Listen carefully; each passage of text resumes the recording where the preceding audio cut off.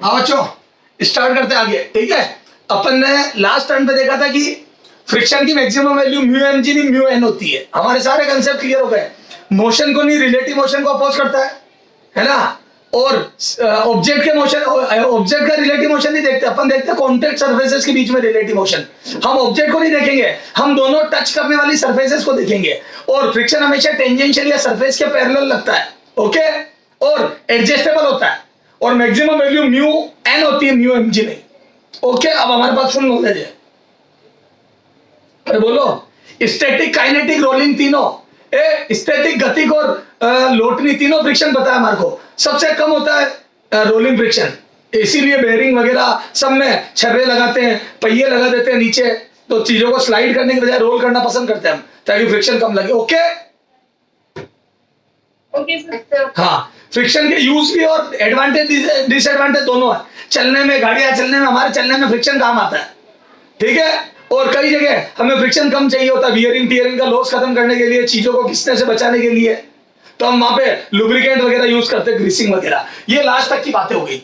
अब mu N पे थोड़े से क्वेश्चन देख लेते हैं। इधर देखो, पहला क्वेश्चन, यहाँ पे 10 किलो का ऑब्जेक्ट ग्राउंड पे रखा है बच्चों, और म्यू की वैल्यू 0.1 है। 10 किलो का ऑब्जेक्ट ग्राउंड पे रखा है, म्यू की वैल्यू 0.1 है, और मैं यहाँ से 11√2 का फोर्स लगा रहा हूँ बाहर से, और ये देखो तिरछा लगा रहा हूँ, 11√2 का तिरछा फोर्स लगा रहा हूँ। ओके, अब आपको बताना है सबसे पहले तो ऑब्जेक्ट चलेगा या नहीं चलेगा, और बताना है फ्रिक्शन कितना लगेगा। एक क्वेश्चन सुन लो, फ्रिक्शन कितना लगेगा। आई एम सेइंग फ्रिक्शन कितना लगेगा। तो एक तो फ्रिक्शन कितना ब्लॉक पर लगने वाला फ्रिक्शन बताना है, और ये बताना है कि ये चलेगा या नहीं चलेगा। करो, ट्राई करो सब। हाँ हाँ बेटा, बैठो, आराम से बैठो। हाँ हाँ, सुन लिया मैंने, आराम से बैठो जिनका हो गया, बाकी लोगों को ट्राई करने दो। चलो, इधर सुनो, इधर सुनना बच्चों। मैं पहला क्वेश्चन सॉल्व कर रहा हूं, यहाँ पे मैंने सॉल्यूशन की जगह लिख रहा हूं मैं, है ना, ये लिख रहा हूं मैं। हाँ सर, ये सारी बात हमारे को समझ में आ गई। ठीक है, अब देखो बच्चों, फ्रिक्शन कितना लगेगा और maximum value are different thing. ये मेरा सॉल्यूशन है बच्चा, तो मैं बोल दूं बच्चों, इधर देख, ये 10 kg है, तो बोल दूं यहाँ पे फ्रिक्शन पीछे लगेगा, क्योंकि इसकी आगे चलने की टेंडेंसी है। और फ्रिक्शन की बच्चों मैक्सिमम वैल्यू मैं बोलता हूं म्यू एम जी, और वो आ जाएगी बच्चों म्यू 0.1 और एम जी 100। तो मेरा तो फ्रिक्शन आ रहा है 10 न्यूटन, और देखो इस फोर्स के जो कंपोनेंट करूंगा उसमें आगे आ रहा है 11 न्यूटन। याद है, ये एफ cos 45 होगा आगे वाला फोर्स। बच्चों देखो कंपोनेंट करो फोर्स के, तो बोल दो चलाने वाला फोर्स एफ cos 45, और मैं बोल दूं एफ cos 45 की वैल्यू बच्चों मैं बोल दूं 11√2। ये देखो एफ cos 45, और f cos 45 आ जाएगा बच्चों 11√2 into 1/√2, और बोल दो √2 से √2 कैंसिल हो गया, और दिस इज 11 न्यूटन। तो बोल दो चलाने वाला फोर्स 11 न्यूटन आया, और फ्रिक्शन की मैक्सिमम वैल्यू 10 आई, तो बोल दो चलेगा। No sir. No sir, no sir, क्यों नो सर? इधर देखो, ये जो मैक्सिमम वैल्यू 11 न्यूटन आई है गलत है। ये जो 11 न्यूटन आपने निकाला है गलत है। हाँ, आगे वाला फोर्स 11 न्यूटन लगेगा, ये तो बिल्कुल ओके है, क्योंकि इस तिरछे फोर्स का हॉरिजॉन्टल कंपोनेंट आगे होगा। कॉमन सेंस से करो, वेक्टर सब हटाओ, मेरे को वेक्टर की जरूरत ही नहीं है। तुम कॉमन सेंस लगाओ, मैं यूं धक्का दूंगा किसी चीज को आगे की तरफ, तो मैं वो आगे भी जाएगी और नीचे भी जाएगी। बोलो, उसको आगे भी दबाव लगेगा और नीचे भी दबाव लगेगा, क्योंकि मैं यूं फोर्स दे रहा हूं, यूं मैं पुश कर रहा हूं इसको, तो बोल दो नीचे भी फोर्स लगेगा और आगे, तो एक कंपोनेंट आगे होगा, ये बिल्कुल ओके। तो बताओ गलती क्या है इसमें? नॉर्मल रिएक्शन, चलो म्यू एन लिख दो, म्यू एन लिख दो, सुनो मेरे बच्चों, म्यू एन लिख दो, तो क्या हो गया, एन भी तो एम जी के बराबर ही आएगा, क्योंकि देखो नीचे एम जी लग रहा है। बेटा बीच में मत बोलना, कोई भी चुपचाप बैठो। मैं बोल दूं नीचे एम जी तो लग रहा है, नीचे एक ही तो फोर्स लग रहा है, इसका वेट एम जी, और वो भी तो 100 न्यूटन ही है, तो वो तो नॉर्मल रिएक्शन भी 100 आ जाएगा, और इस डायरेक्शन में कोई मोशन नहीं हो रहा है, इसका एक्सेलरेशन 0 है, तो वो तो ये n की वैल्यू भी mg के बराबर आ जाएगी। तो n भी तो, चलो मैंने म्यू mg की जगह म्यू n लिखना था, पर n भी तो mg 100 न्यूटन ही आ रहा है, क्या दिक्कत है? तो फिर फ्रिक्शन फोर्स की मैक्सिमम वैल्यू मैंने सही तो निकाली, म्यू n। चलो म्यू n लिख लो, तब भी n की वैल्यू 100, तो 0.2 into 100, क्या गलती है? सब तो सही चल रहा है। सॉरी 0.1 था ना, म्यू 0.1 into 100, 10 न्यूटन ही तो आ रही है। सर 10 एनजी बराबर थोड़ी होगा, लेकिन क्यों नहीं होगा? तो कितना होगा फिर? sin 45 हाँ, सुनो, अरे सुन लिया बच्चों, चुप हो जाओ। मैं बोल दूं ये गलत है। सर क्यों गलत है? क्योंकि n mg के बराबर नहीं होगा, क्योंकि इस f का ये जो तिरछा 11√2 है बच्चों, इस 11√2 का हॉरिजॉन्टल कंपोनेंट आ गया पुश करने का, वर्टिकल कंपोनेंट भी तो है। तो एक कंपोनेंट हॉरिजॉन्टल है और एक वर्टिकल भी तो है बच्चों, f sin 45 या 11√2 sin 45। और मैं बोल दूं दिस इज आल्सो 11 न्यूटन। तो बोल दूं इसमें 11 न्यूटन देखो नीचे लग रहा है, तो n की वैल्यू mg नहीं होगी, तो क्या होगी बच्चों? mg प्लस n sin 40 या 11√2 sin 45, और ये आ जाएगा 11। बोलो, तो बोल दो mg प्लस 11, तो बोल दो ये आ जाएगा बच्चों इज इक्वल टू 111। बोलो मेरे बच्चों, तो बोल दो यहाँ 111 आएगा, और यहाँ 111 आते ही 11.1 आंसर। तो मैं बोलूं जो बच्चा गलती करेगा उसका 10 न्यूटन आ जाएगा, और जो बच्चा समझदार होगा उसका 11.1 न्यूटन आ जाएगा। बोलो, तो फ्रिक्शन 11.1 आएगा। कितने लोगों के समझ में आ गया? ईमानदारी से हाथ खड़े करो, ईमानदारी से हाथ खड़े करो। कितने लोगों के समझ में आ गया कि 10 आंसर गलत है, 11.1 आएगा? हाँ 36। बेटा बीच में मत बोला कर, जब मैं बोल रहा हूं चुप रहा कर, तेरी होशियारी देर तक रख। अच्छा 36 लोगों के समझ में आ गया। गलत है बच्चों, जिन लोगों ने बोला गलत है। 11.1 इज रॉन्ग आंसर। हाँ अब बोल, हितेश क्या बोल रहा था? सर क्योंकि ये तो मैं हाँ अच्छा सुनो, अब चुप हो जाना। हाँ मैंने तुम्हारे को एक बात बोली थी बच्चों कि फ्रिक्शन फोर्स की मैक्सिमम वैल्यू एक अलग बात है और फ्रिक्शन फोर्स लगना अलग बात है। मैं बोलता हूं ये तो मैक्सिमम वैल्यू आई है 11.1, तो 11.1 इज मैक्सिमम वैल्यू। ये मैक्सिमम वैल्यू है, और मैं बोलता हूं मैं चला तो 11 से रहा हूं ना, मैंने आगे फोर्स तो 11 लगाया, तो मैं बोलता हूं फ्रिक्शन 11.1 लग सकता है। ये तो लग सकता है, लग सकता है, लग सकता है, लगेगा नहीं, लग सकता है। परंतु अभी 11 न्यूटन की जरूरत है। 11 न्यूटन चलाने वाला है, 11 न्यूटन चलाने वाला है, चलाने वाला फोर्स है, चलाने वाला है। तो रोकने के लिए 11 ही चाहिए, तो रोकने के लिए 11 की जरूरत है, तो रोकने के लिए सिर्फ 11 की जरूरत है, 11 की जरूरत है, 11 न्यूटन की जरूरत है। ओके, ये लिखना ढंग से, जरूरत है। Yes sir. ओके, तो 11.1 लग सकता है पर अभी जरूरत नहीं है 11। तो मैं बोलूं डबल कंसेप्ट का क्वेश्चन था। जो बच्चा बिल्कुल कंसेप्ट में वीक है उसका 10 न्यूटन आंसर आएगा, क्योंकि वो म्यू mg कर देगा, क्योंकि उसको नॉर्मल रिएक्शन mg दिखेगा। जो थोड़ा कंसेप्ट में मजबूत है वो 11 आगे और 11 ऊपर से नीचे लगाएगा, तो उसका 11.1 आ जाएगा, क्योंकि उसने ध्यान नहीं दिया फ्रिक्शन एडजस्ट करता है। तो डबल कंसेप्ट है, ऐसे क्वेश्चन मरवा देते हैं। बच्चा एक कंसेप्ट पे ध्यान देता है, दूसरे में गलती कर देता है। बोलो, तो बहुत ध्यान से देखना कि फ्रिक्शन। Yes sir. कौन है मूर्ख है? बेटा चुप रहो। तो बहुत ध्यान से देखना कि फ्रिक्शन कितना लग रहा है और कितना लग सकता है। ठीक है, चलो तो आंसर क्या आएगा, नोट करो, यहां तक नोट करो। कर लिया सर। सर आगे देखना सर। नोट करो फटाफट। हो गया सर। हाँ चला आगे। Yes sir. Yes sir.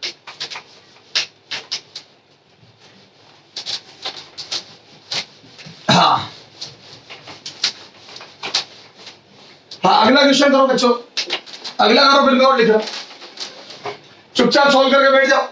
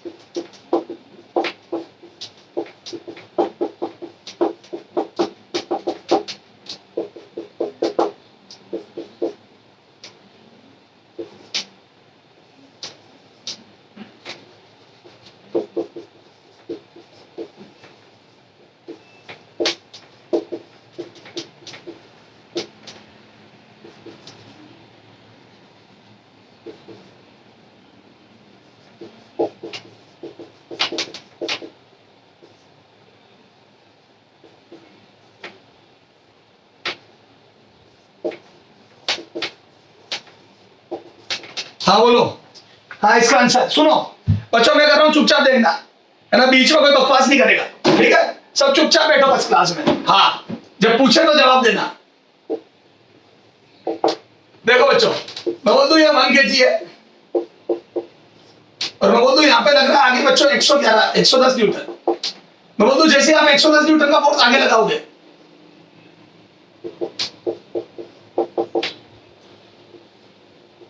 मैं बोल दूं ये आगे जाने लगेगा। बोलो।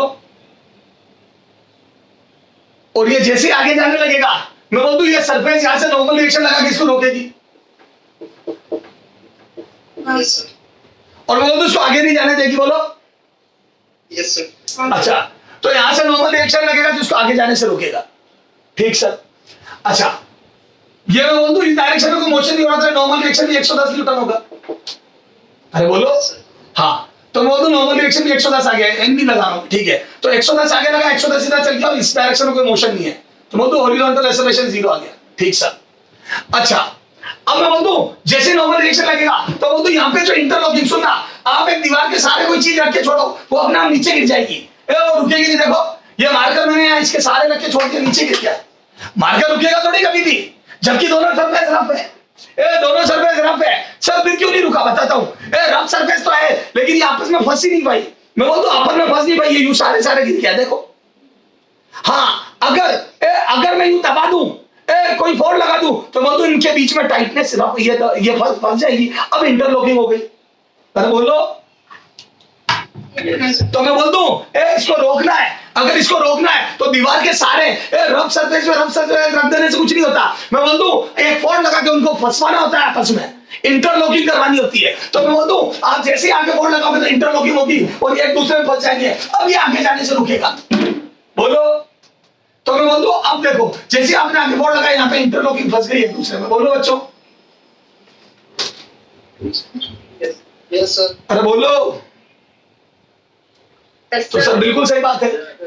और मैं बोलूं जैसे ही इंटरलॉकिंग फंस जाएगी, अब ये नीचे जाने लगेगा तो यहाँ पे कॉन्टैक्ट सरफेसेस के बीच में फ्रिक्शन लगेगा ऊपर की तरफ। बोलो। तो बोलूं फ्रिक्शन के लिए नॉर्मल रिएक्शन जरूरी है, सरफेसेस के कॉन्टैक्ट सरफेसेस का फंसना जरूरी है आपस में। तो नॉर्मल रिएक्शन यही तो बताता है कि सरफेस के परपेंडिकुलर एक दूसरे में फिक्स हो गई है। नॉर्मल रिएक्शन यही तो बताता है कि एक दूसरे में फोड़ लगा रही है कॉन्टैक्ट सरफेसेस। बोलो। नॉर्मल रिएक्शन इनको फंसना ही तो बताता है।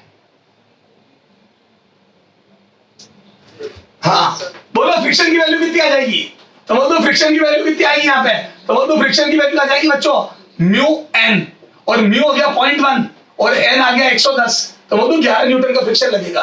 तो एग्जाम में पूछा था कि बताओ ऑब्जेक्ट पे कितना फ्रिक्शन फोर्स लगेगा, तो बोल दो 11 न्यूटन का फ्रिक्शन फोर्स लगेगा। बोलो। No sir. No sir. No sir? क्यों नो सर? अरे ये तो मैक्सिमम वैल्यू है। फिर से वही गलती कर रहे हो आप, फिर से वही गलती कर रहे हो। मैं बोलता हूँ ये तो मैक्सिमम वैल्यू है। नीचे देखो कितना लग रहा है, फ्रिक्शन कितने की जरूरत है बेटा। फ्रिक्शन की जरूरत अलग बात है और फ्रिक्शन का कितना मैक्सिमम लग सकता है ये अलग बात है। तो बोल दो नीचे mg लग रहा है देखो, और मैं बोल दूं इस mg की वैल्यू बच्चों 10 न्यूटन है। तो बोल दो अगर नीचे 10 लग रहा है, नीचे 10 लग रहा है, तो वो तो फ्रिक्शन की मैक्सिमम वैल्यू बनी 11 ही, लेकिन जरूरत तो 10 की है ना, क्योंकि चलाने वाला फोर्स तो यही है ना। तो mg इसको बोलता है बच्चा नीचे आ जा, तो फ्रिक्शन बोलेगा कि नहीं मैं तो 10 लगूंगा। तो बोल दूं ये तो मैक्सिमम वैल्यू है, ये मैक्सिमम है, इतना लग सकता है। मैं बोल दूं लग सकता है, परंतु जरूरत कितनी है अभी? परंतु जरूरत बोलो, परंतु जरूरत लग सकता है, परंतु जरूरत कितने की है? 10 न्यूटन की है। अरे बोलो। तो मैं बोल दूं फ्रिक्शन अभी लगेगा 10। तो देखो दो बातें लिखी है यहाँ, एक लिखा है एफ आर और एक लिखा है एफ आर मैक्सिमम। मैक्सिमम 11 लग सकता है पर अभी लगेगा 10। खत्म। Yes sir. Yes sir. करो, नोट करो इसको चुपचाप। हाँ बेटा सुन लिया है ना, चुपचाप नोट करो।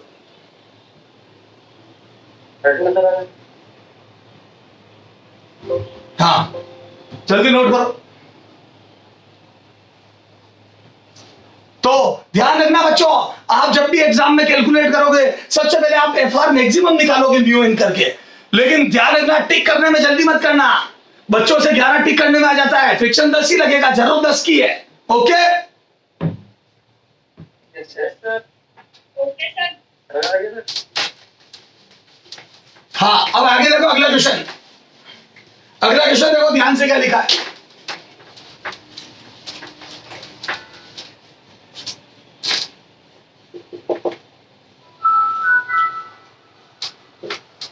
हाँ देखो 4 किलो का ऑब्जेक्ट रखा है, म्यू बराबर 3/4 है। 4 किलो का ऑब्जेक्ट एक रफ सरफेस में रखा, उस रफ का रफनेस म्यू से मैं व्यक्त कर रहा हूं, और म्यू बराबर 3/4 है। 0.75 भी लिख सकता था, लेकिन मैंने 3/4 लिखा थोड़ा तमीज से। अब आपको बताना फ्रिक्शन फोर्स कितना लग रहा है यहाँ पे, बोलो। तो मैं बोल दूं, इधर देख मैं सॉल्यूशन कर रहा हूं, बच्चे में कर रहा हूं। तो फ्रिक्शन बराबर म्यू एन, और मैं बोल दूं यहाँ पे एन एमजी के बराबर होगा। देखो इसका एलपीडी बनाओ 4 किलो का, तो बोल दूं 4 किलो को बच्चा अर्थ नीचे खींच रही है एमजी से, और मैं बोल दूं एमजी 40 न्यूटन होगा, और मैं बोल दूं एमजी जब 40 न्यूटन होगा तो बोल दूं इसको रोकने के लिए, क्योंकि वर्टिकल डायरेक्शन में कोई मोशन नहीं है, तो बोल दूं ऊपर वाला एक्सेलरेशन 0 है, तो बोल दूं 40 न्यूटन नीचे लग रहा तो नॉर्मल रिएक्शन भी 40 आएगा। तो मेरे हिसाब से आपको नॉर्मल एमजी के बराबर होगा, ये बोलने में कतई तकलीफ नहीं हुई होगी। तो बोल दो एन बराबर एमजी, यानी कि एन बराबर 40 न्यूटन आ गया। बोलो वर्टिकल डायरेक्शन में कोई मोशन नहीं है, तो नीचे एमजी लग रहा है, तो ऊपर नॉर्मल रिएक्शन भी एमजी के बराबर 40 लगेगा। तो एक बात तो क्लियर हो गई, नॉर्मल रिएक्शन 40 है। तो मैं बोल म्यू की वैल्यू है बच्चों 3/4 और एन है 40, तो बोल दूं ये वैल्यू आ गई बच्चों 40 से कट के 30 न्यूटन। तो बोल दूं यहाँ पे फ्रिक्शन 30 न्यूटन लगेगा। नो सर, जिस बच्चे ने फ्रिक्शन में मैक्सिमम नहीं लगाया बर्बाद है। तो बोल दूं ये तो मैक्सिमम वैल्यू है। इतना लग सकता है, मैं बोल दूं इतना लग सकता है। अरे बोलो, और मैं बोल दूं अभी लगेगा 0, क्यों? क्योंकि रिलेटिव मोशन नहीं हो रही है।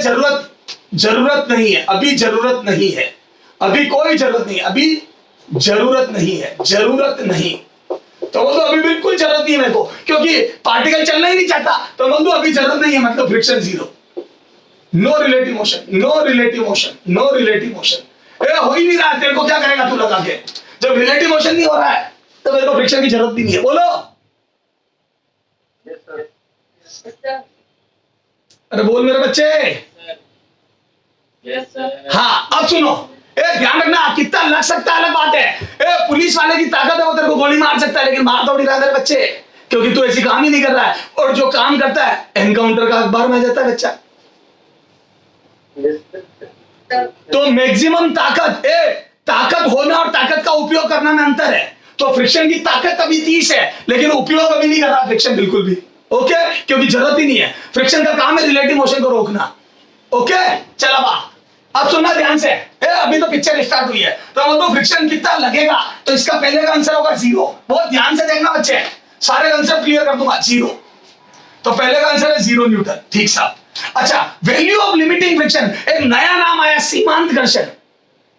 लिमिटिंग फ्रिक्शन, ये मैंने जानबूझ के पहले नाम दे लिया, क्योंकि नहीं तो तुम्हारा ध्यान क्या होता, थोड़ा कंसंट्रेशन बढ़ जाती। तो लिमिटिंग फ्रिक्शन या सीमांत घर्षण, मैं बोल दूं नाम से पता पड़ रहा है, फ्रिक्शन की लिमिट या मैक्सिमम वैल्यू को लिमिटिंग फ्रिक्शन बोलते हैं। तो मैं बोल दूं मैक्सिमम वैल्यू ऑफ फ्रिक्शन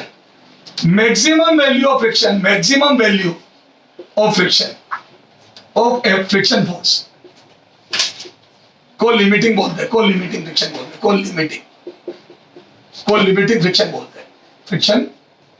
हैं।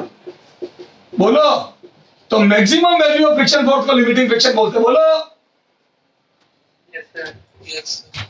तो मैं बोल दूं, अब सुनना, अब वो ये थोड़ी पूछ रहा कितना लगेगा, वो तो पूछ रहा कितना लग सकता है, कितनी लिमिटिंग सीमांत घर्षण बल, मैक्सिमम वैल्यू कितनी है। तो अगला आपसे लिमिटिंग फ्रिक्शन फोर्स पूछे, मतलब वो पूछ रहा है मैक्सिमम वैल्यू कितनी लग सकती है। बोलो, तो मैं बोल दूं लिमिटिंग फ्रिक्शन की वैल्यू आ रही है कितनी, 30 न्यूटन। अरे बोलो। हाँ, ये कब लगेगा, जब मैं आगे 30 लगाऊंगा। बोलो, यह तब लगेगा 30 न्यूटन तब लगेगा जब हम आगे 30 या 30 से ज्यादा लगाएंगे। तब लगेगा जब हमारा फोर्स, जब एफ एक्सटर्नल 30 या 30 से ज्यादा होगा। बोलो 30 या 30 से ज्यादा होगा, समझ गए?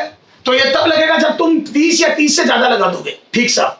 अच्छा बताओ, तो कॉन्टैक्ट फोर्स कितना लग रहा है? बोलो, अब इस ऑब्जेक्ट पे कांटेक्ट फोर्स सुनना बच्चों, तो बोल दो कांटेक्ट फोर्स तो वही लग रहा नॉर्मल रिएक्शन, तो बोल दो कांटेक्ट फोर्स क्या था, तो बोल दो कांटेक्ट फोर्स बराबर नॉर्मल रिएक्शन। तो रुक जा, ए यहां तक नोट कर, यहां तक नोट कर, फिर लास्ट पोर्शन सोल्व कर रहा हूं मैं, पहले यहां तक की फोटो क्लिक करो, हटा दूं? ठीक नहीं सर। तो सर लिमिटिंग फ्रिक्शन समझ में आ गया, और कितना लग सकता है कितना लगेगा दोनों समझ में आ गए। यहाँ पे अभी 0 लगेगा और लग सकता है 30, और इसी को लिमिटिंग फ्रिक्शन बोलते हैं। जो अधिकतम लग सकता है उसी को लिमिटिंग, मतलब मैक्सिमम वैल्यू ऑफ फ्रिक्शन को लिमिटिंग फ्रिक्शन बोलते हैं। ठीक सर, अच्छा तो लिमिटिंग फ्रिक्शन तक सब क्लियर हो गया सर, म्यू के म्यू एस सब क्लियर हो गया सर। अच्छा बता net value of contact force, third part solution 3। तो मैं बोलूं कांटेक्ट फोर्स, तो मैं बोलता हूं कांटेक्ट फोर्स कितना हो जाएगा बच्चों, तो कांटेक्ट फोर्स बच्चों, कांटेक्ट फोर्स बराबर हो जाएगा n। मैं बोलता हूं नॉर्मल रिएक्शन कांटेक्ट फोर्स है, तो कांटेक्ट फोर्स बराबर n, तो बोलता हूं n बराबर आ जाएगा ये n बराबर 40 न्यूटन। खत्म।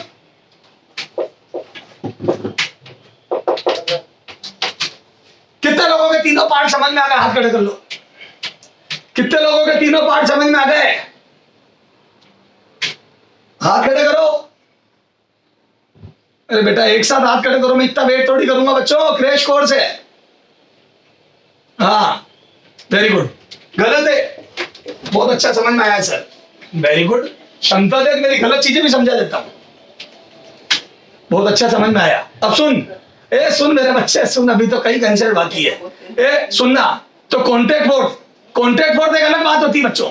कांटेक्ट फोर्स याद है, ए नॉर्मल रिएक्शन को तो तूने कांटेक्ट फोर्स समझ लिया, क्यों फ्रिक्शन कांटेक्ट फोर्स नहीं है। देख मैंने थ्योरी लिखाई वहां, थ्योरी लिखाई वहां, देख friction is a contact force लिखाया था मैंने, देख तो फटाफट चेक कर, मैंने लिखाया था friction is a contact force. देख बेटा देख, ध्यान से घूर घूर के देख, हर पॉइंट का मतलब समझाऊंगा। ये लास्ट पॉइंट रह गया फ्रिक्शन में। सुन, सबसे पहले मैंने बताया तेरे को मोशन को अपोज करता है, गलत बात है, रिलेटिव मोशन को अपोज करता है। फिर मैंने उसको भी गलत करके बताया, कॉन्टैक्ट सरफेसेस के बीच की रिलेटिव मोशन को अपोज करता है। याद आया, स्फीयर में कॉन्टैक्ट पॉइंट पीछे जा रहा था लेकिन स्फीयर आगे जा रहा था, याद कर। तो सर बहुत अच्छे से क्लियर हुआ। उसके बाद फिर मैंने बताया था फ्रिक्शन का लगना अलग बात है और मैक्सिमम वैल्यू अलग बात है। फिर मैंने बताया था एडजस्टेबल होता है, उसको समझाया था मैं जितना लगाऊंगा उतना ही लगेगा, और फिर जब मैं बहुत ज्यादा लगा दूंगा तो चलने लगेगा। याद आया, तो एडजस्टेबल का नेचर मैंने 0, 5, 10, 15, 20 तक समझाया था। फिर मैंने म्यू के म्यू एस समझाए थे, और फिर मैंने म्यू एम जी हटा के म्यू एन करा था। अब बता रहा हूं कॉन्टैक्ट फोर्स क्या होता है। देखो हम थ्योरी तो खूब पढ़ लेते हैं कि friction is a contact force, पर हम प्रॉपर क्वेश्चन नहीं करते, उससे हमारे क्लियर नहीं हो पाता है क्या मतलब क्या इस बात का। बताता हूं, अब सुनना मेरे बच्चे, इधर देख, इधर सुन, अच्छा सुनिए मैं तो ये बता, इस पे मैं यहाँ पे लगा रहा हूँ, इस पे 30 न्यूटन फोर्स लगा रहा हूँ आगे। वो जो लास्ट है ना, net value of contact force if F external is 30, तब समझ में आएगा। नहीं तो अभी तो ये सही था, अभी तो ये सही था यार, अभी तो जब मैंने 30 लगाना भूल गया था मैं। बेटा इफ एफ एक्सटर्नल इज 30, अगर मैं 30 न्यूटन का फोर्स लगाऊं आगे की ओर, ठीक है, एफ एक्सटर्नल इज 30, ये अब बताना है कॉन्टैक्ट फोर्स। अरे बच्चों बात में मिस्टेक हो गई, आप समझ में आएगी बात। अब भी बच्चा क्या करता है, फटाफट में कॉन्टैक्ट फोर्स नॉर्मल रिएक्शन को ही बोलता है और 40 न्यूटन ही करता है। ओके, अरे सुनो तो सही, सुनो सुनो सुनो, पहले सुन लो।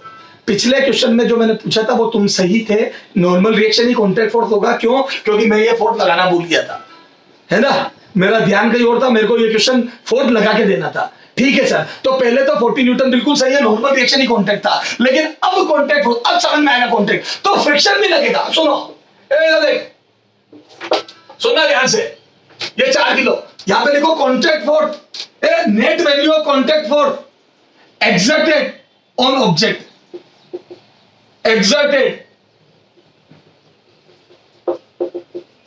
exerted by ground या by contact surface, by ground कर दो, by ground, ठीक है, by ground द्वारा लगाया गया नेट कॉन्टैक्ट फोर्स। अब ज्यादा सही है। एक क्वेश्चन चेंज हो गया, पिछले क्वेश्चन में आप राइट थे, मुझे ध्यान नहीं रहा, मैंने एक्सटर्नल फोर्स नहीं लगाया। अब नया क्वेश्चन बन गया, ये क्वेश्चन है 30 न्यूटन आगे लगा रहा हूं, 4 किलो का ब्लॉक 3/4 वाले म्यू पे रखा हुआ है। ओके, अब आपको बताना है बच्चों कि इस ऑब्जेक्ट पर नेट कॉन्टैक्ट फोर्स कितना ग्राउंड लगा रहा है। देखो मैं लगा रहा हूं वो भी कॉन्टैक्ट फोर्स है, मैं भी तो धक्का कॉन्टैक्ट से लगा रहा हूं, पर मेरा नहीं, ग्राउंड कितना लगा रहा है वो बताना। अब सुनना, क्या मैं बोल दूं, अब सुनो बच्चों, अब सुनना, क्या मैं बोल दूं 4 किलो का ऑब्जेक्ट है, अर्थ इसको mg बराबर 40 से खींच रही है, बता, ये भी तो ग्राउंड या अर्थ खींच रही है, पर this is not contact force. याद है mg कॉन्टैक्ट फोर्स नहीं होता, हवा में भी छोड़ोगे तो mg लगेगा, बोलो। हाँ अच्छा, अब मैं बोल दूं बच्चों पीछे फ्रिक्शन लग रहा है, क्यों? क्योंकि मैं आगे 30 न्यूटन फोर्स लगा रहा हूं, ये भी 30 न्यूटन भी कॉन्टैक्ट है, लेकिन ये तो मैं लगा रहा हूं, ये तो एक्सटर्नल एजेंसी लगा रही है, ग्राउंड थोड़ी लगा रहा है, तो बोल दो आगे भी 30 न्यूटन फोर्स लग रहा है, बिल्कुल सही है सर। अरे बोलो, अब बताओ ग्राउंड क्या लगा रही है, तो याद है फ्रिक्शन सतह के समानांतर, सरफेस के पैरेलल और टेंजेंशियली लगता है, और this is also a contact force, friction is a contact force, yes sir. और बताओ फ्रिक्शन अभी कितना लगेगा, तो मैं पहले देखता हूं मैक्सिमम कितना लग सकता है, और मैं बोलता हूं वो म्यू एन होता है, और यहाँ पे एक एन लग रहा है नॉर्मल डायरेक्शन, क्योंकि इस डायरेक्शन में कोई मोशन नहीं हो रहा है, तो बोल दो एक्सेलरेशन 0 है, तो मैं बोल दो एन बराबर mg बराबर 40 है, यस सर। तो बोल दो नॉर्मल डायरेक्शन 40 लग रहा है, और नॉर्मल रिएक्शन 40 लग रहा है, फ्रिक्शन फोर्स की मैक्सिमम वैल्यू म्यू एन, तो ये अभी निकाली थी 3/4 × 40 30 न्यूटन आ रही है, तो मैं बोलूं फ्रिक्शन मैक्सिमम भी 30 आ रहा है और जलन भी 30 की है, यहाँ पे लगेगा भी 30, लगेगा भी 30, लगेगा भी 30, लगेगा भी 30, लगेगा भी 30, अरे बोलो लग भी 30 सकता है और जलन भी 30 की है, मतलब पुलिस वाले के सामने ऐसा आदमी आ गया जो खुद भी घोड़ियां चला रहा है, तो पुलिस भी घोड़ियां चलाएगी, बोलो। तो फ्रिक्शन ने अपनी पूरी पुरजोर कोशिश करी। अब सुनो, एग्जाम में आता है, बताओ ग्राउंड कितना कांटेक्ट फोर्स लगा रहा है, और बच्चा जिंदगी में कांटेक्ट फोर्स के नाम पे नॉर्मल रिएक्शन कैलकुलेट करके आगे 40 आंसर हो जाता है, क्या अभी कांटेक्ट फोर्स 40 है?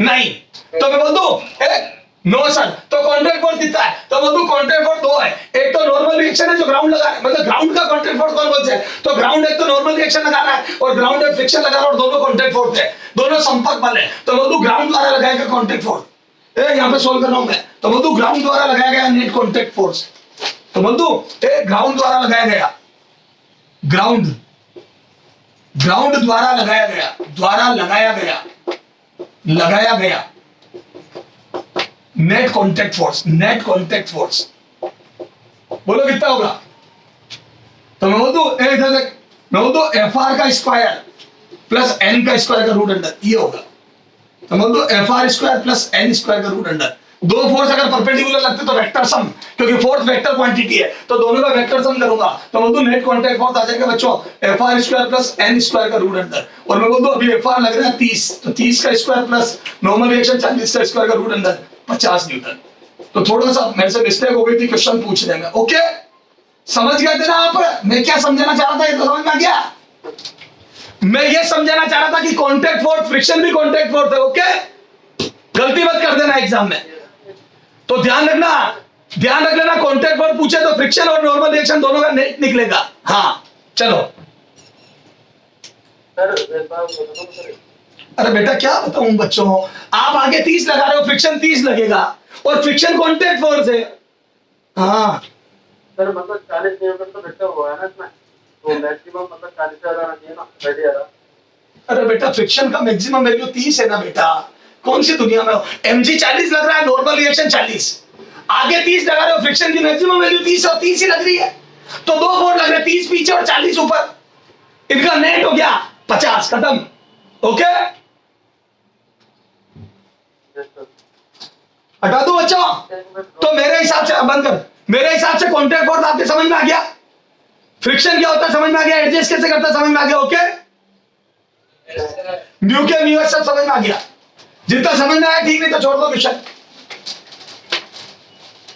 चलो अब सर ये तो सारी बात समझ में आ गई, अब सुनना बच्चों, एक होता है एंगल ऑफ फ्रिक्शन और एंगल ऑफ रिपोज, घर्षण कोण, angle of friction, angle of friction, ठीक है, घर्षण कोण, एक तो ये डेफिनेशन पढ़नी है अपने को, और एक पढ़ना angle of repose and angle of repose, ठीक है हिंदी में भी एंगल ऑफ रिपोज, ओके ठीक है, तो घर्षण कोण और एंगल ऑफ रिपोज, ठीक है सुनना ध्यान से, बड़ी जबरदस्त चीज है, इधर देख। एंगल ऑफ फ्रिक्शन, घर्षण कोण एक बड़ी अजीब सी चीज है, इधर देखना। एंगल ऑफ फ्रिक्शन देखो क्या होता है, बताता हूं। एक एम मास के ऑब्जेक्ट को, सुंदर बच्चों, एक एम मास के ऑब्जेक्ट को मैंने रखा, तो मैं बोल दूं नीचे एमजी लगेगा। अरे बोलो, तो नीचे लगेगा एमजी, ठीक है। अब आपने फ्रिक्शन लगाया, आपने एक्सटर्नल फोर्स लगाया, और आप एक्सटर्नल फोर्स बढ़ाते जाओ, तो बोल दूं फ्रिक्शन की मैक्सिमम वैल्यू आ जाएगी। मैं बोल दूं लिमिटिंग फ्रिक्शन या सीमांत घर्षण लगने लगेगा। हाँ, तो जब फ्रिक्शन की वैल्यू मैक्सिमम लगने लगे, यानी कि सीमांत घर्षण, लिमिटिंग फ्रिक्शन लगने लगे, तो बोल दो ये फ्रिक्शन मैक्सिमम लगने लगे। अरे बोलो, तो मैक्सिमम फ्रिक्शन लगने लगे, बोलो बच्चों। तो मैं बोल दूं जब मैक्सिमम फ्रिक्शन लगने लगे, तो नॉर्मल रिएक्शन और मैक्सिमम फ्रिक्शन, नॉर्मल रिएक्शन और मैक्सिमम फ्रिक्शन के बीच का जो नॉर्मल रिएक्शन और मैक्सिमम फ्रिक्शन, लिमिटिंग फ्रिक्शन, ये मैक्सिमम फ्रिक्शन, मैं बोल दूं मैक्सिमम फ्रिक्शन म्यू एन होगा। अरे बोलो बेटा, जितना भी किलो रख दूं तो मैं बोल दूं मैक्सिमम फ्रिक्शन म्यू एन होगा। तो मैक्सिमम फ्रिक्शन या लिमिटिंग फ्रिक्शन, नॉर्मल रिएक्शन का जो रिजल्टेंट होगा, यानी कि मैं बोल दूं नेट कॉन्टैक्ट फोर्स, तो सुनना ध्यान से, एफ आर मैक्सिमम व नॉर्मल रिएक्शन के नेट फोर्स, के नेट कॉन्टैक्ट फोर्स, के नेट कॉन्टैक्ट फोर्स, के नेट कॉन्टैक्ट फोर्स कर दो, के नेट कॉन्टैक्ट फोर्स का नॉर्मल का एन के साथ एंगल, एंगल सुनो, मैं बोल दूं नेट कॉन्टैक्ट फोर्स तब जब लिमिटिंग फ्रिक्शन लग रहा हो।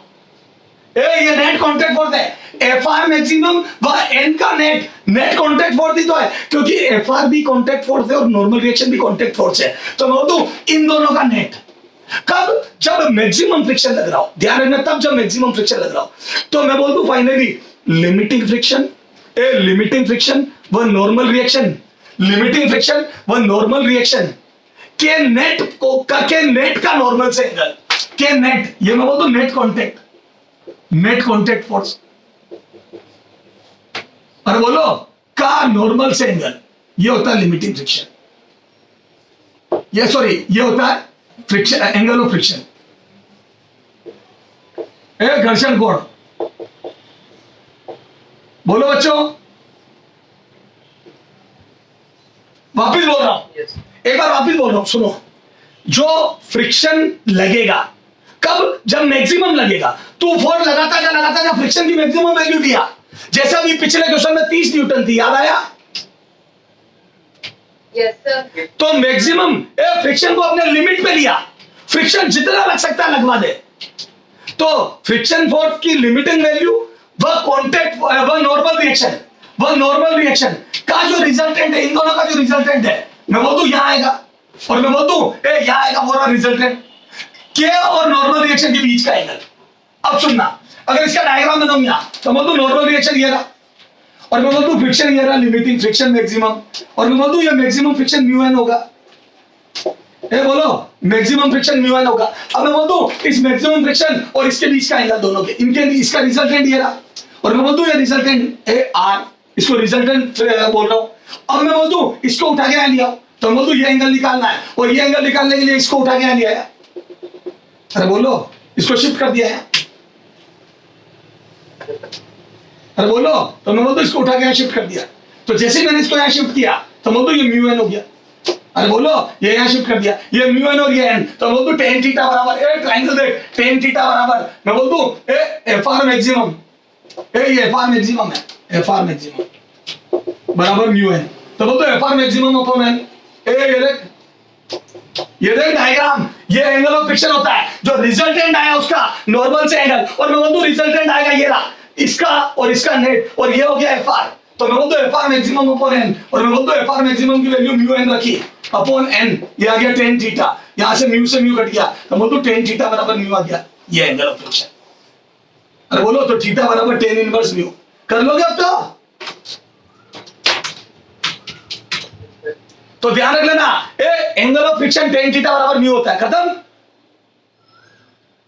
Yes sir. तो थीटा बराबर टेन इनवर्स म्यू। ये हमारा ट्राइंगल बहुत इंपॉर्टेंट है, तो ध्यान रखना angle of friction limiting friction होने पर नेट कांटेक्ट फोर्स और नॉर्मल रिएक्शन के बीच का एंगल है।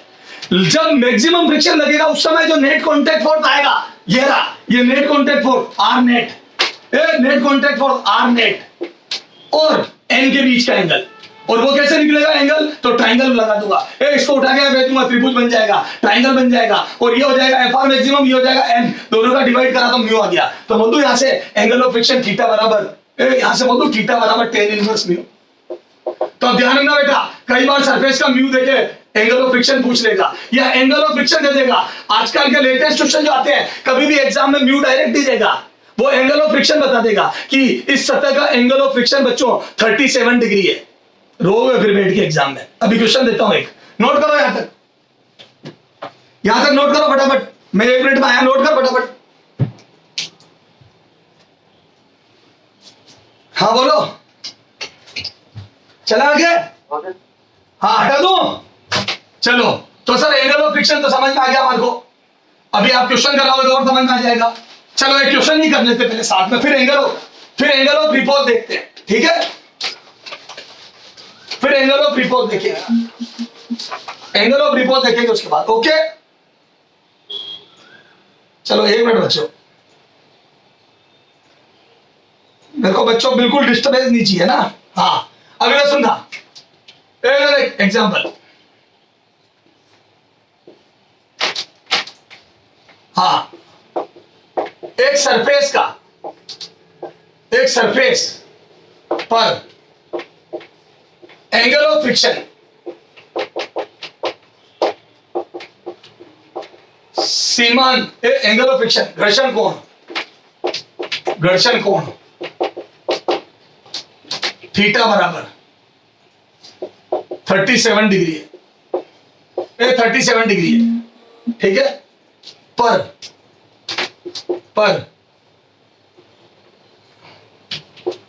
4 kg का ऑब्जेक्ट चित्रानुसार रखा,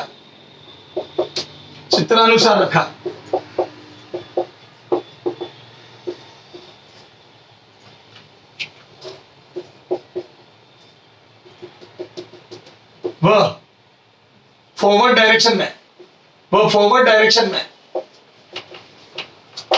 मैं 50 न्यूटन फोर्स अप्लाई करते हैं, 50 न्यूटन फोर्स लगाते हैं, 50 न्यूटन फोर्स लगाया जाता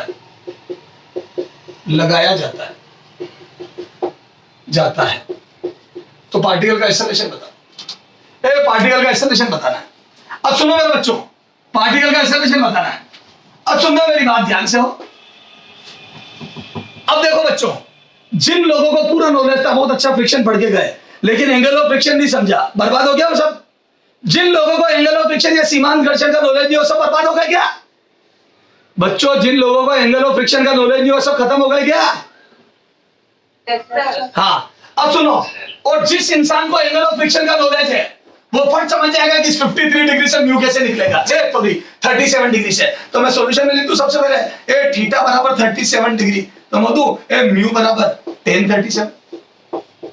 अरे बोलो बच्चों, और 1037 आपको बेसिक मैथ में पढ़ा होगा, 1037 3/4 याद करो मेरे बच्चों। 1053 4/3 होता है और 1037 3/4 होता है। तो क्या मैं बोल दूं, आपको म्यू पता पड़ गया। तो एंगल ऑफ फ्रिक्शन से आपको म्यू पता पड़ गया मेरे बच्चे। अब तो क्वेश्चन खत्म हो गया। अब देखो मैं आगे फोर्स लगा रहा हूं, कितना बच्चों? वो फोर्स लगा रहा हूं बच्चों, कितना बोला मैंने? 50 न्यूटन। तो मैं बोल दूं आप आगे से 50 न्यूटन फोर्स लगा रहे हो। अब देखते हैं पार्टिकल चलेगा नहीं चलेगा। तो सबसे पहले तो म्यू लिखो, यहाँ पे म्यू पता पड़ गया, तो बहुत बहुत बधाई आपको, म्यू पता पड़ गया 3/4। तो बोल दो फ्रिक्शन की मैक्सिमम वैल्यू निकालो, तो पहले म्यू निकाल लिया। अब बताओ सरफेस में मैक्सिमम फ्रिक्शन कितना लग सकता है? कितना लग सकता है? मैं साफ बोल रहा हूँ, लग सकता है। तो बोल दो म्यू एन, और मैं बोल दूं म्यू एन। अब मेरे सारे कंसेप्ट क्लियर है, तो म्यू आ गया 3/4 और एन आ गया मेरे बच्चे 40। ओके, तो मैं बोल दूं ये आ जाएगा 30 न्यूटन। तो बोल दूं मैक्सिमम फ्रिक्शन 30 लग सकता है, और मैं तो 50 लगा रहा हूं, कंफर्म पार्टिकल चलेगा। मैं बोल दूं ऑब्जेक्ट कंफर्म चलेगा मेरे बच्चों, तो मैं बोल दूं आ जाओ एक्सेलरेशन, तो मैं बोल दूं यहां से एक्सेलरेशन आ जाएगा F minus F R maximum upon a M, F minus F R maximum upon M. तो मैं बोल दूं आप लगा रहे हो 50 और एफ आर मैक्सिमम है बच्चों 30 न्यूटन, तो मैं बोल दूं आप लगा रहे हो 50, एफ आर मैक्सिमम है 30 और पार्टिकल है 4 किलो का, तो मैं बोल दूं 20/4, तो बोल दूं एक्सेलरेशन 5 आ गया। बोलो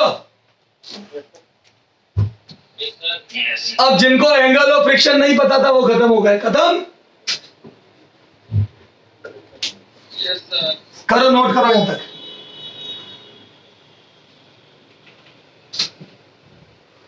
फटाफट नोट करो बच्चों, हटा दो।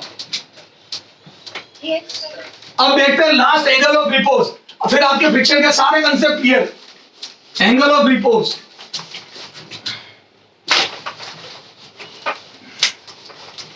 हाँ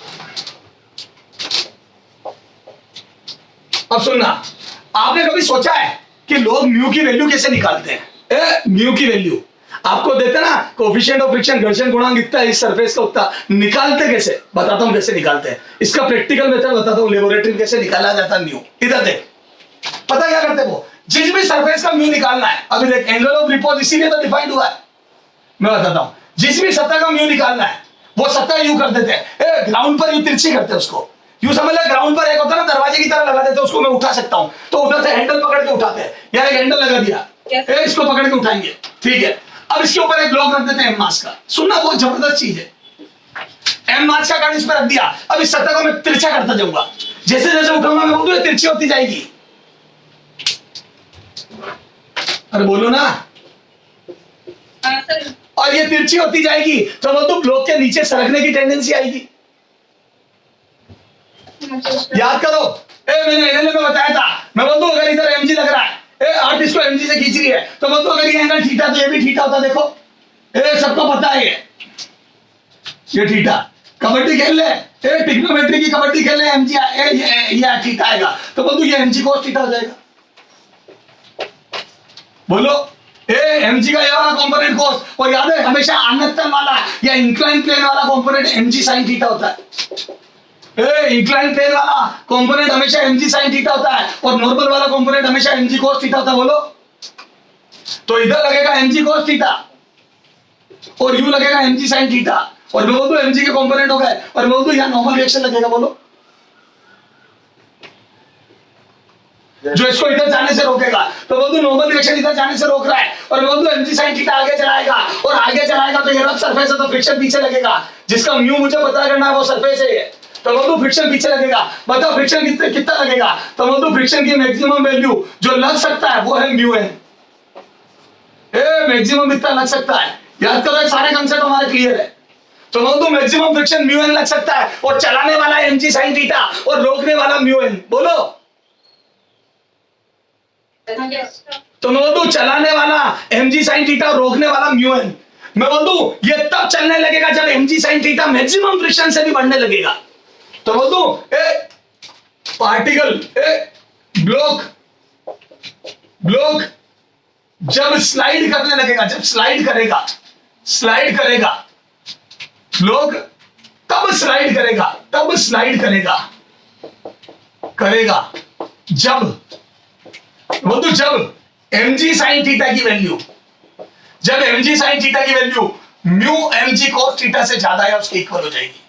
mg sin थीटा की value mu mg cos theta से ज्यादा या इसके इक्वल हो जाएगी, तो बोल दूं mg से mg कट गया, तो बोल दूं tan theta will be greater than equal to mu, तो बोल दूं वो थीटा जब सरकने लगे, तो बोल दूं थीटा मिनिमम जब सरकने लगे उसको बोलते हैं angle of repose, theta minimum, तो बोल दूं आ जाएगा म्यू के बराबर। तो बोल दूं थीटा मिनिमम जब सरकने लगे,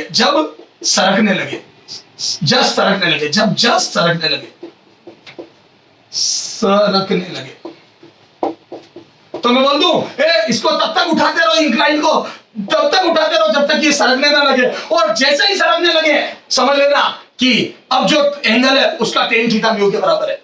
ये प्रैक्टिकल मेथड है म्यू निकालने का। जैसे तेरे को तेरी कॉपी का म्यू निकालना है, तो तेरी कॉपी पे कोई भी कण रख दे, रोलिंग वाला मत रखना, कोई भी कण रख ले, मोबाइल रख दे और तेरी कॉपी को उठा ग्राउंड से, और एंगल देख ले जब तेरा मोबाइल सरकने लग गया तो तेरे को म्यू पता पड़ जाएगा कॉपी का। उसका टेन थीटा कर लेना। सर मजा आ गया। तो घर में ही ले पढ़ा दी तेरे लिए मैंने, बोलो। Yes sir. तो आप कभी कॉपी, कभी आपके घर में घर का काम चल रहा हो तो टाइल ले लेना, टाइल के ऊपर फिर मोबाइल रखना, टाइल को उठाना ग्राउंड से, देखना टाइल का काम आएगा कॉपी से।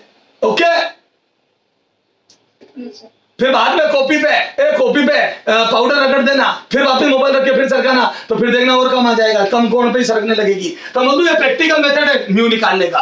तो मधु वो कोण जब जस्ट सरकने लगे तो मधु वो एंगल ऑफ रिपोज होता है। तो मधु एंगल ऑफ रिपोज का भी मान वही आया, टेन इनवर्स म्यू। अरे बोलो, वो मिनिमम कोण जब सरकने लगे तो उसका भी value tan inverse mu. Okay, yes sir. Yes sir. इसके भी न्यूमेरिकल वैसे ही करेंगे अपन जैसे उसके किए थे। बोलो Yes, yes, sir. चलो, एंगल ऑफ रिपोज को भी अभी काम में लेंगे। अभी अपन थोड़े क्वेश्चन करते हैं। चलो आ जाओ, चले आगे। Yes, sir. चलो ये करो, नोट करो यहां तक। तो एंगल ऑफ रिपोज और घर्षण कोण, एंगल ऑफ फ्रिक्शन दोनों सेम होते हैं, टेन इनवर्स म्यू। ओके, मतलब वैल्यू सेम होती है, चीजें अलग अलग है, वैल्यू सेम होती है। और एंगल ऑफ रिपोज पिक्चर में क्यों आया समझ गए? म्यू का प्रायोगिक तरीका है म्यू निकालने का। ओके सर, हटा दो। सब बिल्कुल समझ में आ गया। चलो आ जाओ।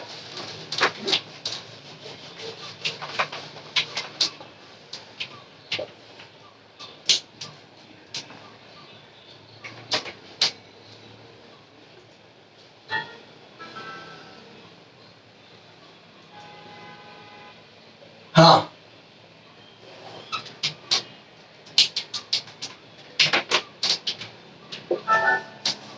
बच्चों आज का लास्ट क्वेश्चन दे रहा हूं होमवर्क, अगले टर्न पे करके लाओगे।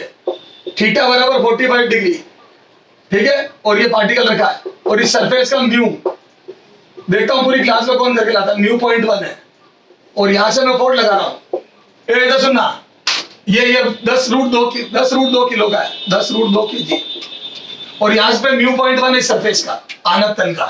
ठीक है, आपको बताना है एफ कितना लगाऊं मैं, एफ क्या हो कि ब्लॉक चले ना, कि ब्लॉक चले नहीं, ओके, ब्लॉक चले नहीं। ओके, मैं ऑप्शन दे रहा हूं।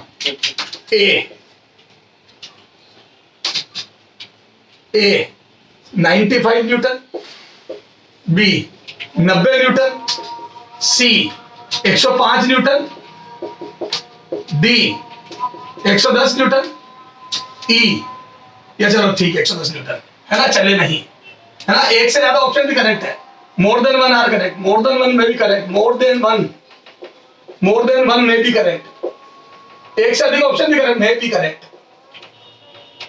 ठीक है, एक से ज्यादा ऑप्शन भी करेक्ट हो सकते हैं। ठीक है, क्वेश्चन नोट करके ले जाओ। अगले टर्न पे यहां से पढ़ाई स्टार्ट होगी बच्चों। ये क्वेश्चन डिस्कस करूंगा और फिर 2 ब्लॉक प्रॉब्लम पढ़ूंगा फ्रिक्शन में, और फिर वर्क पावर एनर्जी स्टार्ट करेंगे। ठीक है, अच्छा 2 ब्लॉक प्रॉब्लम के साथ ही एनएलएम को भी साथ में ले लूंगा फ्रिक्शन के। फ्रिक्शन के चलो 1 मिनट 10 मिनट को देख लेते हैं। ये होमवर्क नोट करो बच्चों, ये होमवर्क नोट कर, फिर 2-4 क्वेश्चन अभी करवा रहा हूं। होमवर्क नोट कर, 2-4 क्वेश्चन एनएलएम वाला भी करवा रहा हूं। हटा दो इसको, अरे इसकी फोटो क्लिक कर ले। इसको मैं अगले टर्न पे डिस्कस करूंगा क्योंकि ये थोड़ा भारी है, घर से करके लाना 2 ब्लॉक प्रॉब्लम के साथ। अब सुनो, थोड़ा से जल्दी जल्दी 2-4 क्वेश्चन देख लो फ्रिक्शन के एनएलएम के साथ। बोलो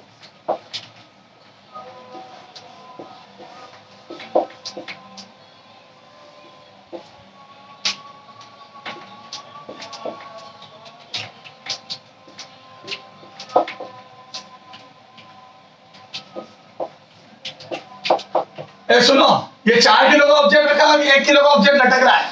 ठीक है, यहाँ पे रस्सी से बंधा है। ठीक है, मेरा क्वेश्चन ये है कि यहाँ पे म्यू की मिनिमम वैल्यू कितनी हो कि चले ना, कि सिस्टम चले नहीं। ओके, म्यू की मिनिमम वैल्यू बतानी ताकि सिस्टम चले नहीं। ओके, तो पहला क्वेश्चन। अगला क्वेश्चन, ये सब अभी करोगे आप, बहुत आसान है। इसका उल्टा,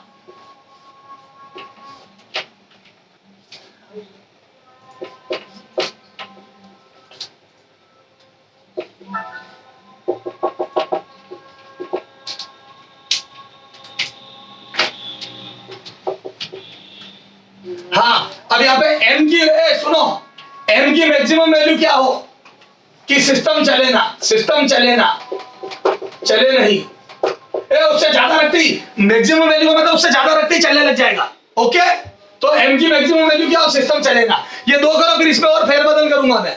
अब सुनना मेरे बच्चों, मैं कर देता हूं आसान है।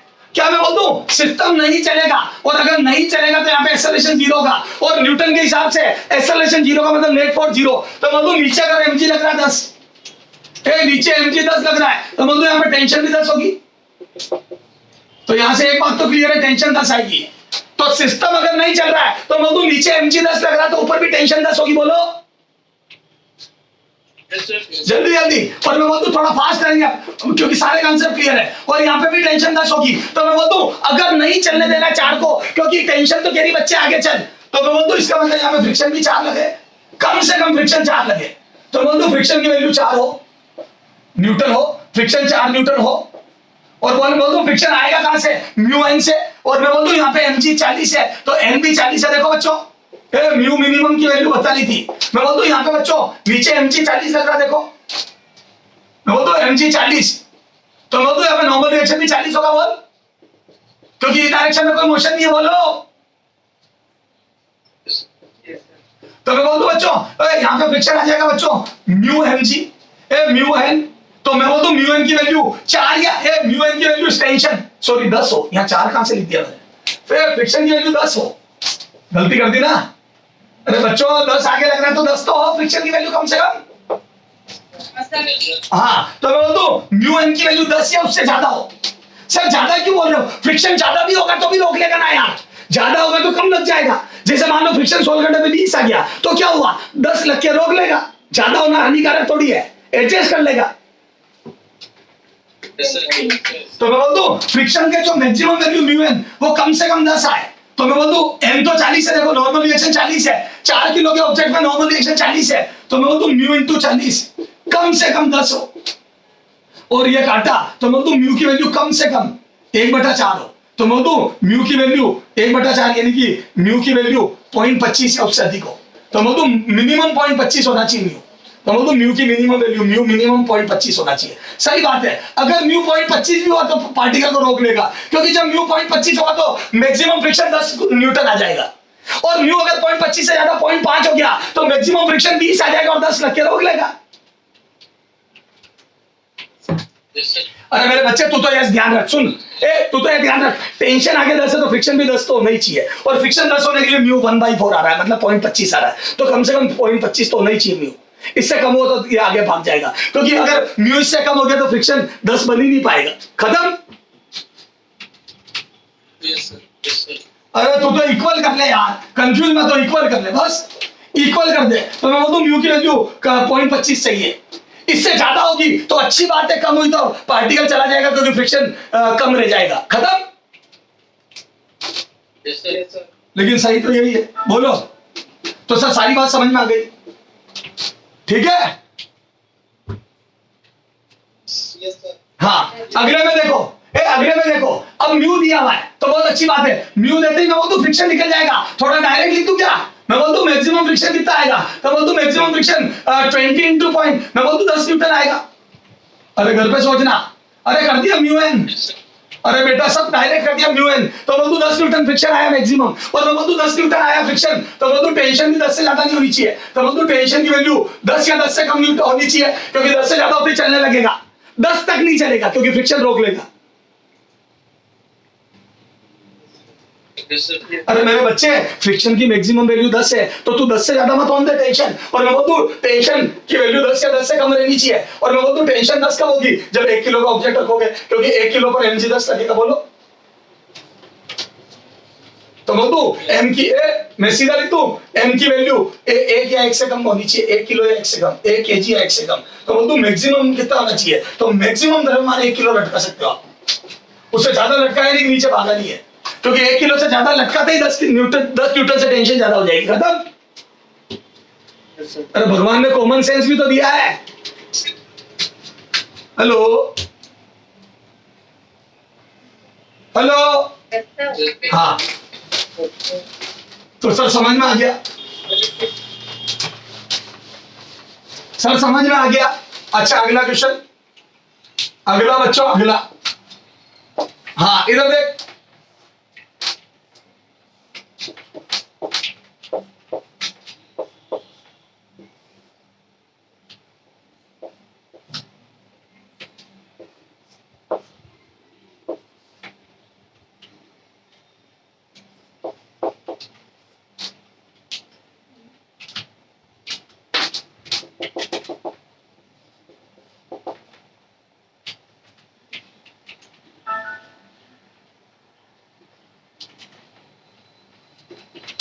हाँ एम का मिनिमम मान कितना हो कि सिस्टम चले नहीं है। एम मिनिमम क्या हो कि सिस्टम ना चले, कि सिस्टम ना चले। बोलो तो एम की मिनिमम वैल्यू बताओ ताकि सिस्टम ना चले। करो इसको, ट्राई करो। हाँ बोलो, हाँ बोलो।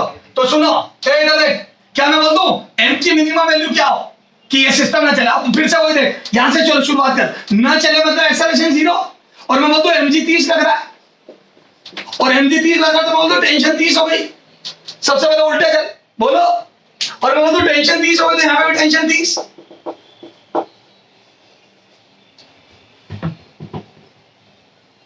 बोल ही नहीं रहे। Yes, sir. हाँ, और मैं बोल दूं टेंशन 30 है तो यहाँ पे फ्रिक्शन की वैल्यू कम से कम 30 तो लगे मेरे बच्चे। 30 से ज्यादा होगी तो और अच्छी बात है, फ्रिक्शन कम पे ही एडजस्ट कर जाएगा। तो मैं बोल दूं फ्रिक्शन कम से कम 30 हो। तो इस बार मैं थोड़ा कॉमन सेंस से बात कर रहा हूँ, वो टेक्निकल तरीका। मैं बोल दूं फ्रिक्शन कम से कम 30 हो, कम से कम 30 तो हो, कम से कम। वैल्यू मैक्सिमम ही लूंगा फ्रिक्शन की। तो बोल दूं friction maximum friction, maximum friction you लिखो, एफ आर मैक्सिमम, जो फ्रिक्शन की मैक्सिमम वैल्यू है जो कैलकुलेट करने पे, वो कम से कम 30 हो, कम से कम 30 हो। उससे ज्यादा हो तो और अच्छी बात है, कम से कम 30 न्यूटन, ताकि सिस्टम ना चले, सो दैट सिस्टम ना चले, सो दैट सिस्टम ना चले। बोलो। अरे बच्चों तुम फ्रिक्शन निकालोगे तो मैक्सिमम ही, पर वो कम से कम 30 है। 30 से ज्यादा है तो और अच्छी बात है, क्योंकि मैक्सिमम फ्रिक्शन 40 आ गया तो 30 लग के रोक देगा सिस्टम को। बोलो। हाँ तो मैं बोल दूं ये म्यू एन, तो मैं बोल दूं म्यू एन कम से कम 30 हो, म्यू एन मिनिमम टू मिनिमम कम से कम 30 हो। अरे बोलो, तो मैं बोल दूं ये मैक्सिमम फ्रिक्शन की वैल्यू है म्यू एन, ये कम से कम 30 हो। 30 से ज्यादा हो तो और अच्छी बात है। अच्छा एन कितना होगा बोलो, एन कितना रखोगे बोलो। तो मैं बोल दूं सॉल्यूशन में सॉल्यूशन लिख रहा हूं क्या, तो मैं दूं एफ आर मैक्सिमम की वैल्यू 30 या 30 से ज्यादा होनी चाहिए। बोलो। जो मैक्सिमम फ्रिक्शन आएगा वो 30 या 30 से अधिक होना चाहिए। और मैं बोल दूं इसका मतलब म्यू एन 30 या 30 से ज्यादा होना चाहिए। और मैं बोल दूं एन कितना होगा बता, म्यू की वैल्यू तो दी हुई है 0.1, एन का वैल्यू बोलो, एन कितना होगा बताओ, कौन बताएगा एन। मैं बोल दूं दोनों का वेट, एन यहाँ पे नॉर्मल रिएक्शन दोनों का वेट होगा, तो मैं बोल दूं आ जाएगा बच्चों 20 प्लस एम इंटू जी। अरे बोलो, ये पुराना हटा रहा हूं, 20 प्लस एम इंटू जी। तो बोल दो म्यू हो गया 0.1, म्यू एन हो गया 20 प्लस एम इंटू जी, इसकी वैल्यू 10 या 10 से अधिक हो। अच्छा और मैं बोल दूं ये जी की वैल्यू 10 है, 10 और 0.1 मिलके 1 हो गया। तो मैं बोल दूं यहाँ से 20 प्लस एम, ये कुछ गलती कर दिया 30 न्यूटन का, 30 न्यूटन था, 30 न्यूटन, ये 30 न्यूटन था। तो बोल दूं बराबर 30, एक ग्रेटर या उससे 30। तो बोल दो एम की वैल्यू 10 या 10 से अधिक होनी चाहिए, 10 या 10 से अधिक होनी चाहिए। तो मैं बोल दो एम का 10 या 10 से अधिक, यानी कि एम की मिनिमम वैल्यू 10 होनी चाहिए। आप कम से कम 10 किलो बिठाओ ऊपर, 20 किलो के ऊपर आप 10 किलो रख दोगे तो नॉर्मल रिएक्शन 300 हो जाएगा और फ्रिक्शन की मैक्सिमम वैल्यू 30 आ जाएगी और 30 पे पार्टिकल रुक जाएगा। 10 किलो से ज्यादा बिठाया, मान लो 30 किलो बिठा दिया, तो 20 किलो प्लस 30 किलो 50 किलो, तो नॉर्मल रिएक्शन 500 आ जाएगा, तो फ्रिक्शन की मैक्सिमम वैल्यू 50 आ जाएगी, खत्म। और 30 लग के रोक देगा, खत्म। बोल ही नहीं रहे हो, बोलो बच्चों, जल्दी करो। हाँ चलो साहब, हाँ अब सुनो, इधर देख,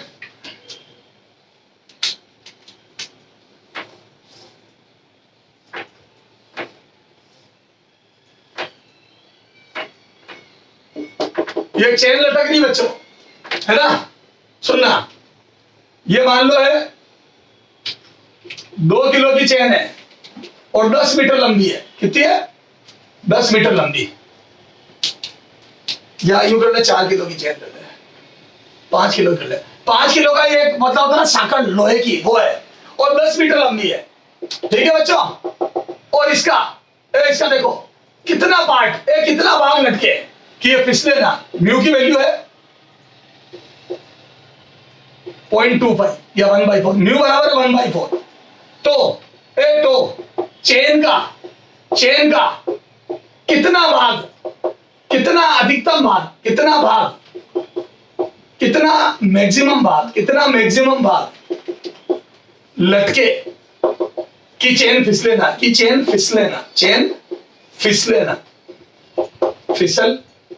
ना। बोलो चेन का कितना भाग नीचे लटकाऊं कि चेन फिसले ना, उसके बाद फिसलने लग जाएगी।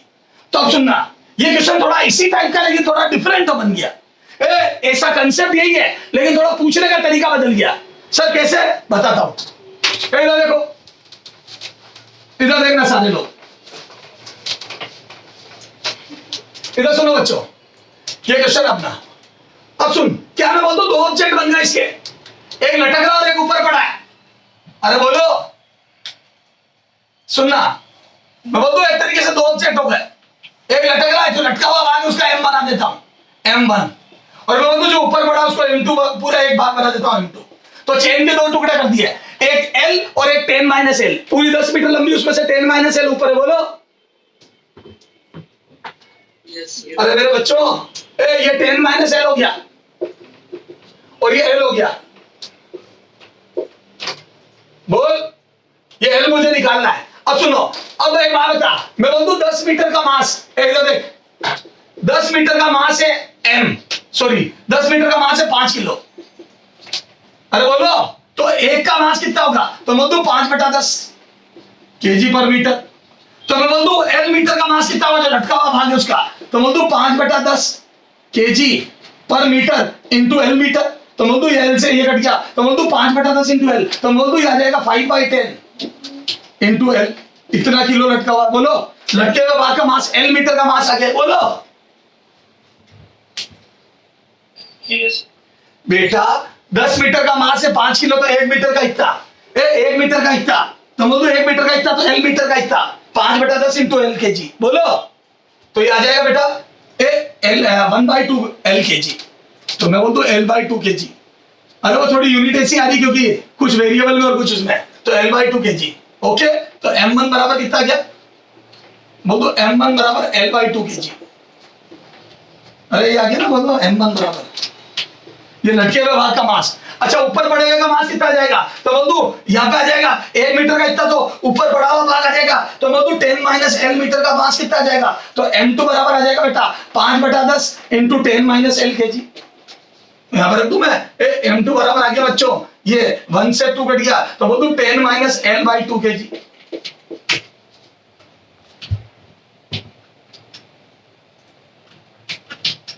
अरे बोल, चल तेरे लिए सुन, तेरे लिए क्वेश्चन आसान करता हूं, उल्टा करके आसान करता हूं। छोड़, इसमें थोड़ी घिचपिच चाहिए, ये तुम बाद में घर पे करते रहना, मैं आसान करता हूं। सुन, म्यू 1.5, म्यू गायब कर देता हूं, म्यू गायब कर देता हूं। म्यू की वैल्यू कितनी है पूछता हूं और बोल देता हूं चेन का 1/4 हिस्सा नीचे लटक रहा है, बस 1/5 भाग। तो 2 मीटर चेन नीचे लटक रही है। ठीक है, 2 मीटर चेन नीचे लटक रही है और 8 मीटर ऊपर है। खत्म। 10 मीटर में से 8 मीटर ऊपर है और 2 मीटर नीचे है। और आपको पता ना म्यू की वैल्यू क्या होगी? चेन फिसले ना। म्यू कितना हो? म्यू कितना हो कि चेन फिसले ना?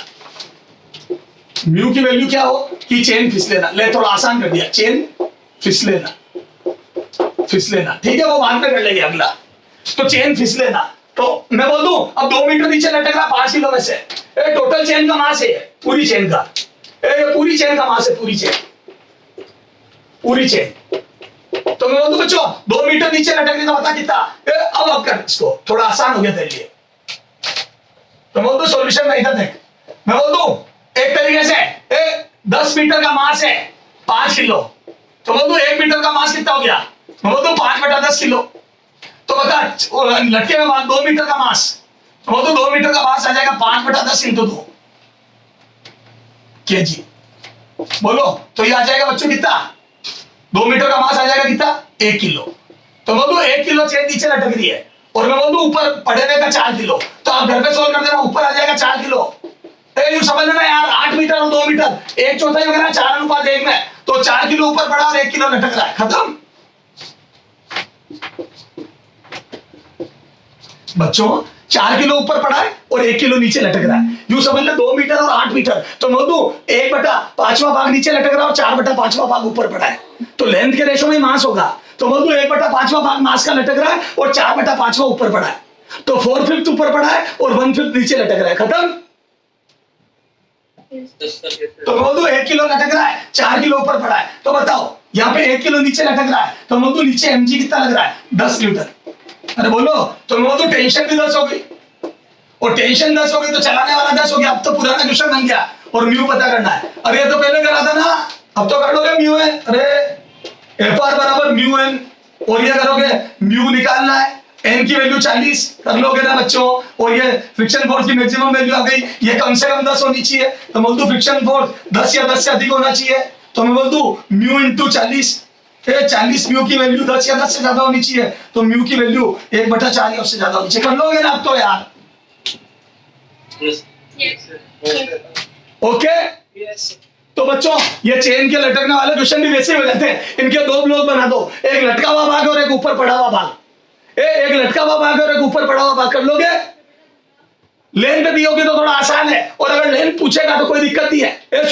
सुनो अभी मैंने बोल दिया 2 मीटर लटक रहा है, कई बार एग्जाम आ जाएगा 20% चेन लटक रही है, 10 मीटर लंबी चेन है, यूं बोलेगा 10 मीटर लंबी चेन है, इसी क्वेश्चन को यूं पूछेगा 10 मीटर लंबी 5 किलो की चेन है, 20% हिस्सा लटक रहा है, 20% भाग लटक रहा है, 20% भाग लटका हुआ है, लटका है। अब आगे पूछेगा म्यू बताओ, तो 20% का मतलब 20% मास, 5 किलो का 20% हो जाएगा 1 किलो लटक रहा है, 4 किलो ऊपर पड़ा, खत्म। और फिर वो 2 ब्लॉक बना के पुराना क्वेश्चन बन गया, कर लोगे क्या।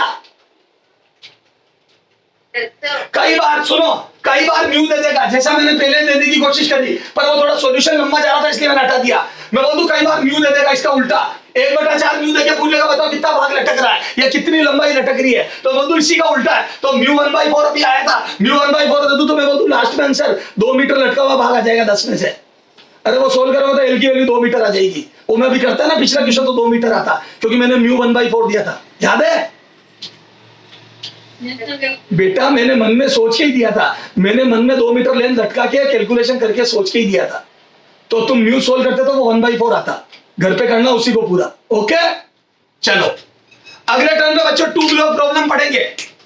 फ्रिक्शन का मैक्सिमम पार्ट कवर हो गया, मैंने फ्रिक्शन को एनएलएम के साथ जोड़ दिया, अब एक से ज्यादा ब्लॉक पर फ्रिक्शन से का क्वेश्चन कैसे करते हैं वो अगले टर्न पे देखेंगे, अगली बार मिलेंगे, ओके बच्चों, बाय बाय।